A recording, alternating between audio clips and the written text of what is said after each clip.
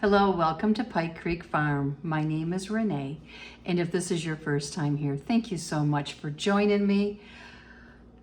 Okay, we are halfway through August, and my goal was to go through some of my older canned goods and use them up along with the fresh produce. I've been doing really good at the fresh produce. I've even preserved some, but I could be using more of the canned food. My husband has been wanting like meat, like chicken legs, or we had venison, things like that. But we've also had other things too. So I'm trying to be creative in how I can use what I have into making meals that he's trying to cut down on pasta. Let's put it like that. That's all of a sudden he doesn't think pasta is the greatest thing for him. And he's probably right, you know, but it's such a staple. So I need to use this food. Let me show you what I have already used. Okay, the first is a jar of chicken corn chowder. I made this last year with corn from my basket, some potatoes from my basket, and chicken I got from the Mennonite. It has carrots and onions, and it's really good. We just haven't had it as soup a lot, so I still have some jars I need to use up. I did make this into a chicken spaghetti, and I did video that, and it's really good. And you could use any leftover soup or even store-bought soup to make it, but I will be sharing that video this week. And the clock's chiming. I always forget to look and see, and of course it's noon, so it's gonna chime for a while. I think it's done. The next thing that I used, but I did not video, was venison meatballs. And I made a pasta dish with it, like a pizza pasta dish. And it was good, but it made more than what we needed. And I don't care for these.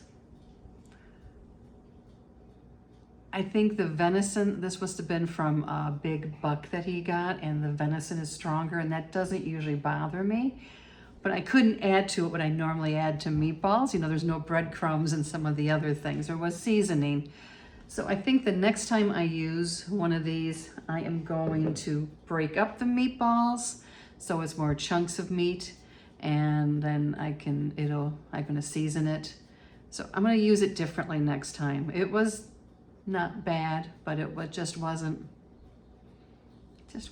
anything I've cared to repeat again. And I have several jars of these. You know, I don't know, must have been 8 jars. So I mean, I will eat them, you know, they will get used, but it's not gonna be the first thing I grab. Now, this other one here, this is my last jar of elk, and this needs to be used up because it's getting older. Yeah, I need to use this. So now with how he likes his stuff, I need to figure out a recipe. Now he likes potatoes and that, and when I used another one of these jars, I made kind of like a homemade hash type thing. That he loved, and it made a lot. A quart of meat is a lot for the 2 of us. Now I could make it into a stroganoff over potatoes, or I don't know. I gotta figure out a way of using this that he will like, because it will be the last jar of elk we will have, I'm sure. So I want him to enjoy it. So give me some ideas down below. And now I'm gonna show you some things that should be used up, and see if you have which ones you want to see me use. Let's put it like that. Let me know what you want to see used. Number 1 is spicy pork and broth. This is pretty spicy, and I didn't add as much of the spice as they said. It's very brothy. So I've made it into ramen with like soft boiled egg with it, and I enjoyed that, but that's not my husband. So I'm thinking some kind of Mexican meal, carnitas. This meat is wonderful, I will tell you that. But you know, the jar was only filled half full of meat, so I'm gonna have to bulk it up to make a meal for us. So give me some ideas for that too. Okay, the next thing, I brought several up. Okay, I have some balsamic Brussels sprouts, and they're pickled. They're a pickle is what they are, but I switched out the vinegar so they're a little more upscale. These were not inexpensive to make, but the way I generally use them, because Jim won't touch a Brussels sprout, silly man, is I roast them with some bacon, and then I kind of drizzle this sauce over at the end. Let me know if you want to see that. I would make these again. They're really good. I don't need to make a huge batch of them, but they are delicious. Okay, so that's 2 choices so far. Spicy pork, maple balsamic Brussels sprouts. I have venison sausage. And this was a combination of different kinds of sausage that we had made that hadn't been used, and they needed to be cooked. So I turned it into jars, and now I need to use them. And I added seasoning, and there's onion. So it's kind of like the seasoned ground beef. So let me know if you want to see what I can make out of some seasoned venison sausage. Okay, let's see what's next over here. I have brown sugar pears. They're just pears that I canned with brown sugar instead of white sugar for the syrup, and gives them a nice taste. I did quite a few jars and I've not been using them. I do have one recipe I've done, which my husband loves actually, which is the upside down pear cake. But let me know if you'd like to see something else with that. So that's choice number 4. And then, okay, I canned this a few years ago, and this needs to be used up. It's butternut squash soup base. So it was all from the garden. It has sweet potatoes and carrots and butternut squash and warm spices and onions. And usually I would puree it and add some cream to it. Jim, it's not his favorite, but I'd like to see if I could use it some other way. Could I like roast these? Could I add them into could I make it into like a mashed casserole? I'd like to figure out another way of using this, just because I don't always do it for myself. Something else that needs to be used up is turkey soup. I need to turn this into something too. I have a few jars of those. And I've done pot pie, and I could do that again because it would have most everything in it.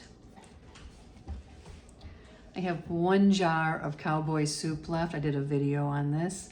This was very good. I like to serve it, take it for my lunch and put it like over Fritos and put some cheese on top. So I need to use that, whether I take it to work or what. And then I did hummus ready beans, garbanzo beans.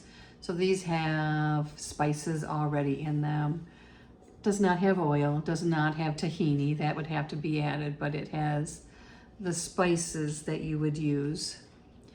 So there are different recipes. I'd like to, maybe like a curry type one, but some different recipes I would like to use that for. Some of the things I have canned are very basic. Like I have, the plain pork. I can make that into pulled pork sandwiches. I can make it into a casserole. I can make it into gravy over mashed potatoes. And those are all meals that get rave reviews. But I like to have fun with canning and do other things too. So I need to figure out how to empty out some of these jars because I keep adding, and I use the basic things, but I need to make sure I'm using all these things too. And I love these things. Do you struggle with that? Do you struggle with putting things in jars and putting them on the pantry shelf, but then not touching them as much as you should? And I think sometimes it's, I see all that work and I want it to stay there and be pretty forever. But it's not a museum. It's not a museum. It's should be a working pantry. I don't want to use it, but I need to use it. You know, like this was one, the butternut squash soup base. I had to peel all these and chunk them up and then make the broth, and I need to use it. My daughter has, she likes it. So these are just a few. I have some things that I put down there that are newer that I'm sure we will cycle through. But when you get down to a single jar of something, like the elk, and I just don't want to use that last elk, I need to use that last elk. Another one I have down here I have one jar of is the goulash, the American goulash mix that I made with the meat in it already. I have one jar, 1 quart. I don't want to use it because then I'll be out. I need to use it. Let me know what you want me to use. Let me know if you have any ideas on some new ways I could use some of these things. And if you struggle with this ever too. Am I alone in this struggle boat, or do any of you also experience not wanting to open up those jars and keep it as a preservation museum? Thank you so much for joining me, and hopefully we're going to be emptying some jars soon. We'll see you next time at Pike Creek Farm.